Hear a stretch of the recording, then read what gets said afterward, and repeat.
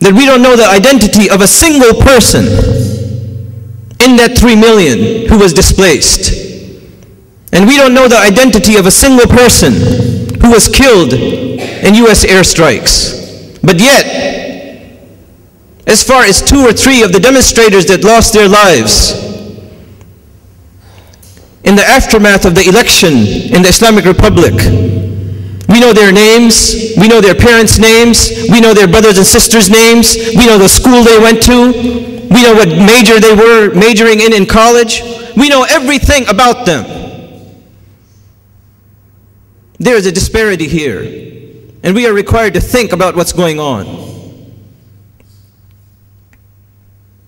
Another statement by President Obama.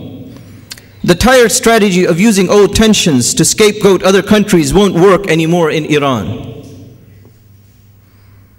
This is not about the US or the West. This is about the people of Iran and the future that they, and only they, will choose. What about the $400 million, Mr. Obama, that the United States is sending to those forces on the border of the Islamic Republic, which are blowing up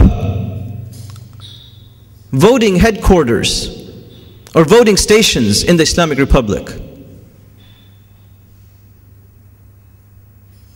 How does this quote measure with the activities of the United States in trying to destabilize the Islamic Republic for the past 30 years? What about 30 years of economic sanctions? Is this not interference in the economic and the social affairs of the Islamic Republic? Is it a tired strategy that after 30 years of sanctions, that they highlight who is opposed to them in the world?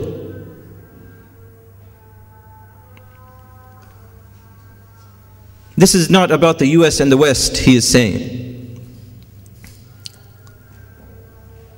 Who is reporting after 2 months that the elections are a fraud? Is it the Chinese? Is it the Russians?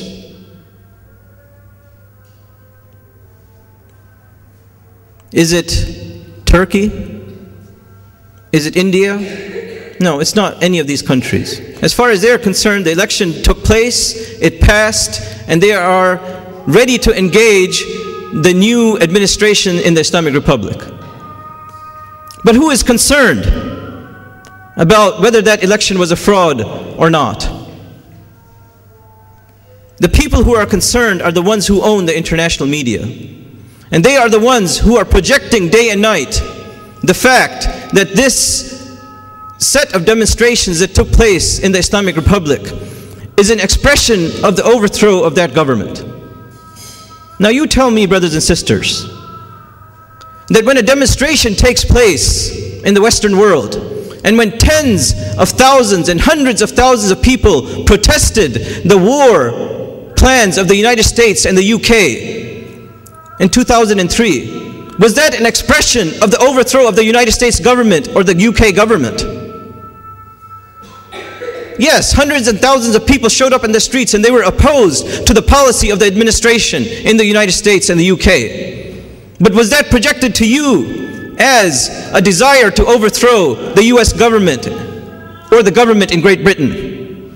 But nonetheless, this expression of dissent in the Islamic Republic is presented to you as an expression of an opposition group which intends to overthrow that government. But what is the truth of the matter, brothers and sisters? Why are we Muslims afraid when it comes to an expression of dissent in our societies? Why cannot we say that this is a healthy expression of representation in a society? For certainly any society that is talking about free representation must also accept the fact that there is going to be dissent. And so here we have an independent voice of dissent in an Islamic society. And yet we Muslims are afraid to suggest that this is something healthy. We say that this is healthy across the world when people show up in the streets and express their view. But why can it be healthy in the United States and the UK, but it cannot be a healthy expression of the voices of the people in the Islamic Republic? Why is it that when they come up to us and they tell us and they ask us with a view to suggesting that there is instability in that society, that we take a defensive position with regard to what's going on there? Why can't we say that this is a healthy expression of freedom in a free Islamic society? This is a healthy expression of liberation that did not exist 30 years prior to this day in that society. That they now have the freedom to express their view in public, in association with a large assembly of people. Why do we have to take a defensive posture when it comes to a free expression of our views?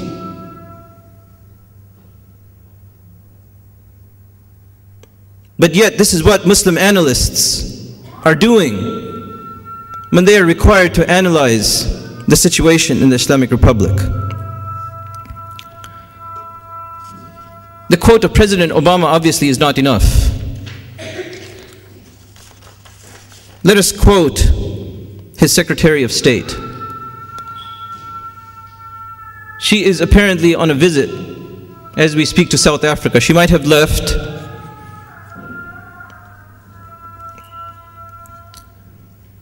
The Secretary of State of the United States, Hillary Clinton,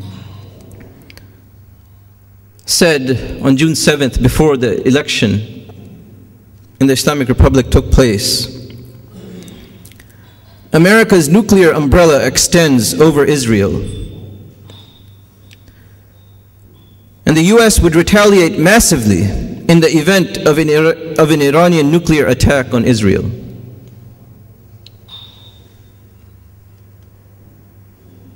First of all, the United States Secretary of State is sending a message to the Islamic Republic that if you people in that society, if you elect this president once more, that if your political will ends up in the re-election of President Ahmadinejad, that prepare for a massive response from the United States. This is the message that is being sent to the Islamic Republic.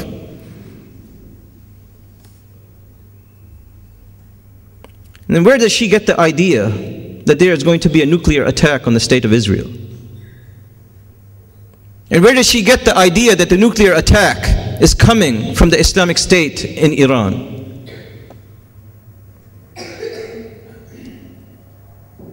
The Nuclear Regulatory Commission has been there for the past several years and has verified the fact that the Islamic Republic is not in violation of the NPT. And this verification has been projected and communicated to the world over and over again. Okay, all of us know that the State of Israel is a nuclear power and that they have not signed the NPT. And that there is no pressure on them to sign the NPT. And there is no pressure on them to limit the number of their nuclear weapons. But let us talk about the United States. They are the first ones to stand up and say that this country or that country is in violation of this agreement or that international treaty. But let us ask ourselves the question, how many times has the United States violated the NPT? They are accusing the Islamic Republic of violating the NPT, of pursuing a nuclear weapons program despite the fact that there is no evidence to the fact that they are trying to do so.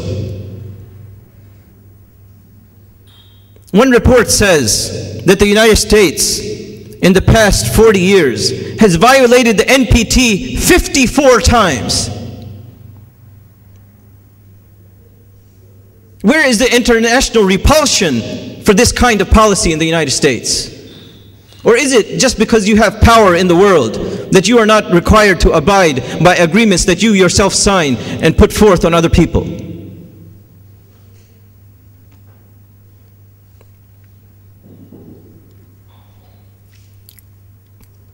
قَدْ بَدَتِ الْبَغْضَاءُ مِنْ أَفْوَاهِهِمْ. Vehement hatred has come out of their mouths. More examples. Frank Lautenberg, a Democrat from New Jersey, who himself happens to be Jewish, says, Israel didn't ask us permission to drop bombs twice on Syrian nuclear facilities. Hypothetically, if Israel were able to get rid of Iran's nuclear bomb-making capability, I'm sure that America would not send Israel a chastising email message. What's happening here? This is not a simple statement of aggression against the Islamic Republic. It is a trial balloon which is being floated around the world, suggesting the possibility of an airstrike on Islamic Iran's nuclear capability. But at the same time, it is suggesting a nuclear strike on Islamic Iran's nuclear capability. A nuclear strike on their capability. They are floating the idea in the world to test the waters to see that if a nuclear strike did take place, how would the rest of the world react? For in the world of warfare today, brothers and sisters, the military campaign is preceded by years and years of psychological campaigns. It is preceded by years and years of preparing the world for what is about to happen, such that the world's mind becomes immune to that thing that will happen when it in fact happens. They will talk about it to such an extent, and they will discuss all the pros and the cons of what will happen. And they will discuss the pros and the cons of how to manage the fallout from what will happen, so that when it actually happens, the world is prepared, or world opinion is prepared, and those who are going to receive the repulsion of the rest of the world from a nuclear strike on civilians, that they are prepared to withstand the damage that will take place. And all they're concerned about is public opinion. They could care less about the civilians and the Muslims in Islamic Iran. All they care about is public opinion. Benjamin Netanyahu. More than 75% of the people wanted regime change. He said this before the election and after the election. And yet 62% of the people voted for President Ahmadinejad. Did anybody challenge Mr. Netanyahu? Did anybody challenge his appraisal of what happened in the Islamic Republic? Shimon Peres condemned Iran as pathetic and rotten. قَدْ بَدَتِ الْبَغْضَاءُ مِنْ أَفْوَاهِهِمْ. Vehement hatred has come out of their mouths, but yet what their hearts conceal is yet worse. So let us balance out the situation for all of us. As far as the Islamic Republic is concerned, nearly 22 years of free elections have taken place. And as far as the presidential election is concerned, 3 presidents have ruled the Islamic Republic over the last 24 years. And in every instance, when a president re-ran for election, he was re-elected. Rafsanjani was elected twice, Khatami was elected twice, and now President Ahmadinejad has been elected twice. So this is not an anomaly. Secondly, in Mr. Rafsanjani's second election, he won by a landslide. President Khatami won his second election by a landslide. And now President Ahmadinejad won the election by a landslide. So why is this an anomaly? How can we characterize this as a fraud, when in the past this has already been happening? Another charge that was made against the Islamic Republic is that in certain precincts, there was a larger number of votes counted.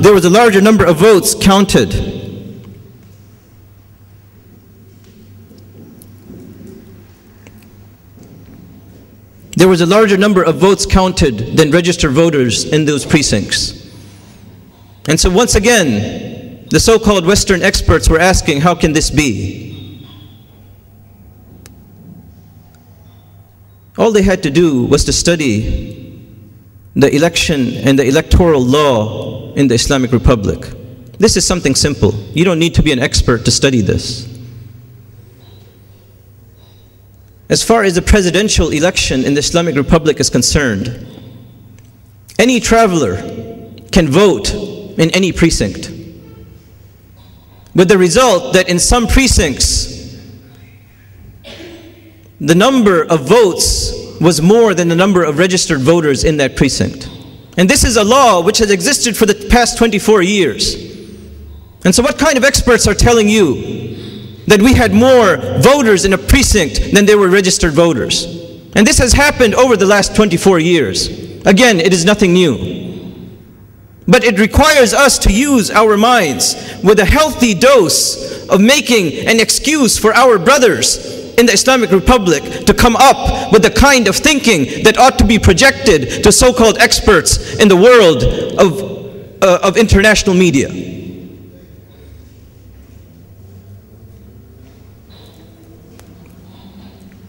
And so let us continue to go forth on what we see going on in the Islamic Republic.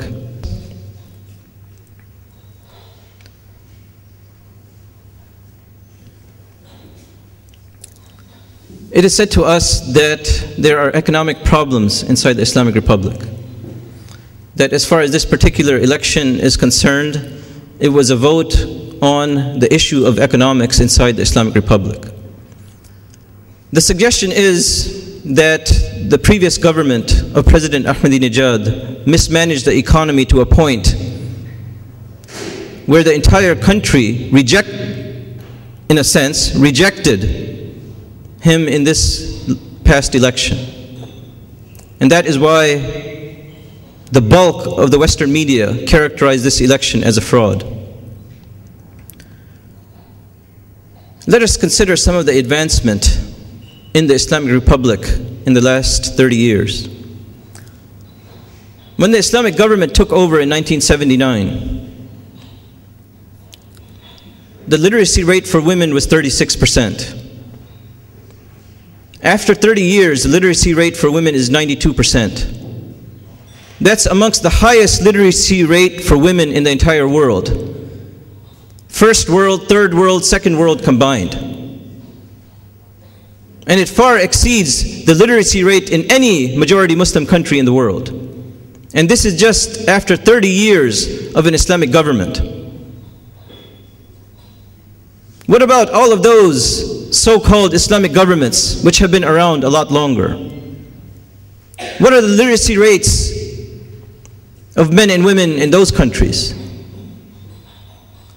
The literacy rate for men was 54% at the time that the Islamic government took over. And now the literacy rate for men is 96%. Again, among the highest literacy rates in the entire world. In a competition of engineering graduates conducted in California, what country scored at the top in the world? Again, the Islamic Republic topped every other country in the world. And here we are talking about Germany, United States, the UK, and everybody else. Again, 30 years after the Islamic Revolution. This is the only country which has launched independently a satellite, the only Muslim country to have launched independently a satellite into space. It is one of the 5 countries in the world which has now the ability to do so. It manufactured and constructed the rocket technology, the satellite technology, the communication technology, the geocentric technology which is required to position this satellite at a particular point in the stratosphere of the earth. All of this was done indigenously. Again, in 30 years.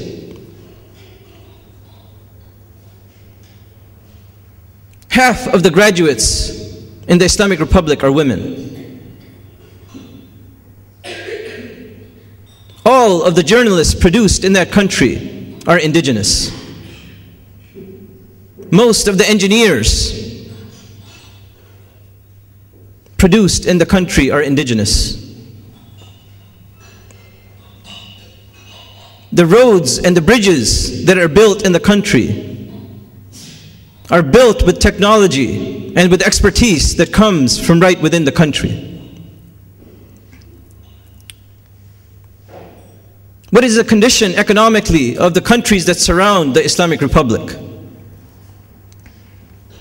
What is the condition of Pakistan, of Afghanistan, of Iraq,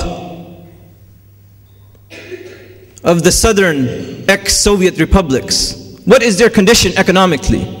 And does it even compare to the condition of the Islamic Republic? It is unjust to compare the condition of the Islamic Republic economically after just 30 years of the Islamic government with the United States. It is unjust to make that kind of comparison. Let us also give them 250 years in this world, 250 years of peace, 250 years with no economic sanctions. And let us see at that time how they compare with the economy of the rest of the world.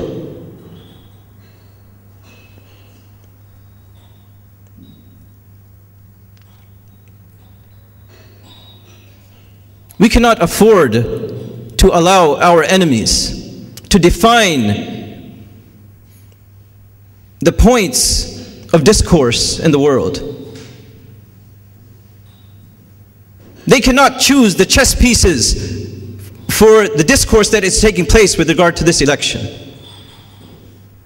If anybody is to engage in a discourse on this election, they ought to come with this information to the table. And they ought not to approach the table in a defensive posture.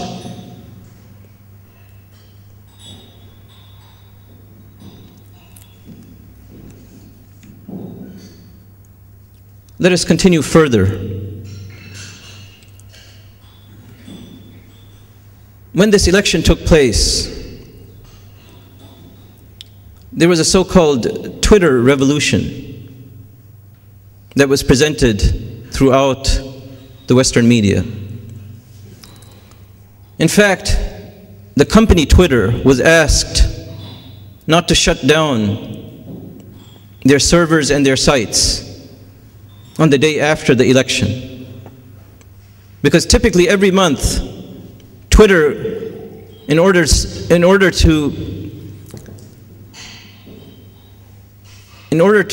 service its website, it shuts down for a short period of time, once a month. And that once a month just happened to be June 13th. And so the State Department of the United States encouraged Twitter to stay open and not to shut down on June 13th. So what do we need to know about communications in the modern world? When the first war was launched against Iraq in 1991 by the first Bush, what came to be known as Desert Storm, the first thing that the United States military wanted to interdict was command and control communications inside of Iraq. It wanted to disrupt all of these communications. And it felt that as soon as it did that, it would have a tremendous advantage over the Iraqi military. Is that the case today in the world? Is it necessary to go in and interdict your enemy's communications so that you may have an advantage? This is not the case in the world today. In fact, one has a military advantage by keeping the communications networks open. Why? Because a cell phone that everybody carries, whether it is on or off, is a surveillance device. And so those who are tracking communications with their satellites are able to track the networks that these cell phones are engaged with. And so if one cell phone is engaged with 3,000 people in its network, then every conversation in that network is trackable. And that becomes an advantage for those who are managing the surveillance of those networks. And so in today's world, keeping the communication lines open is a military advantage. And so when the so-called Twitter revolution took place after the election in the Islamic Republic, it was an advantage for those who were using this medium to communicate their ideological message to those who would cause chaos in the streets of the Islamic Republic. It was an advantage for them to keep these communication networks open. But did you see this in the media? There was one story that came out about this. It ought to be front page news. But only one story came out about this kind of military advantage. And believe me, even though we are talking about civilian representation, we are talking about a state of war between the Western world and the Islamic Republic. That state of war took a military posture in the 80s. It took the posture of economic sanctions after that. And it still continues in different kinds of postures. But all of these are a statement of war against the Islamic Republic. And we ought to recognize that. And the last thing that needs to be said as far as the Islamic Republic is concerned,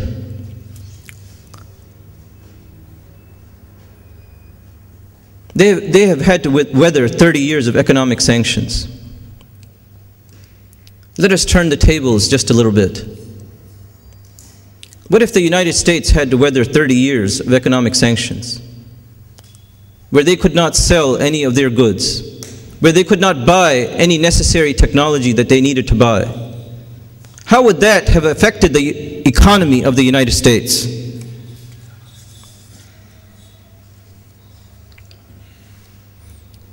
How would that have affected the economy of the United States? Even when 30 years of sanctions were not applied to the United States because of the mismanagement of their own economy, their economy crashed nonetheless.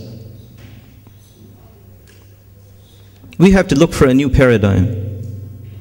And when we look for a new paradigm, we have to make sure that we think about what's going on. And that is what Allah Ta'ala is telling us in these ayat. Ya ayyuhal ladhina amanu la tattakhidhu bitanatan min dunikum la ya'lunakum khabalan waddu ma'anittum qad badat al-baghda'u min afwahihim wa ma tukhfi suduruhum akbar qad bayyana lakum al-ayat إن كنتم تعقلون. أقول قولي هذا واستغفر الله لي ولكم فاستغفروه يغفر لكم فاسترشدوه يرشدكم والسلام عليكم ورحمة الله وبركاته.